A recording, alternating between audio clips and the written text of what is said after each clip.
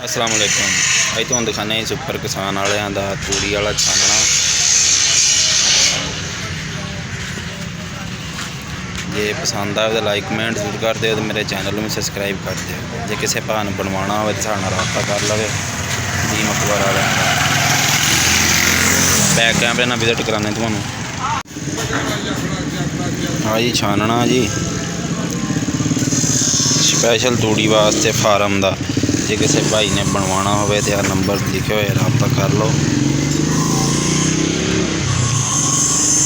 मुनासिब रेट से तुहानूं बना के दे देंगे।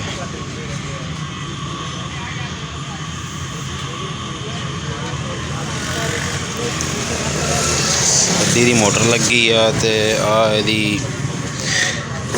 इदां इन्हें वर्क करना। टीम अकबर ठीक हो गया जी। ये जाली लगेगी इनू बरीक स्पैशल जाली वास्ते बनाई हुई आ जगह जाली खत्म वास्ते।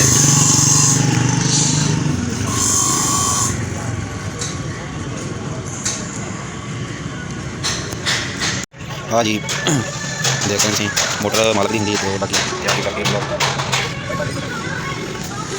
तूड़ी वास्ते स्पैशल है जाली पेगी ठीक बनते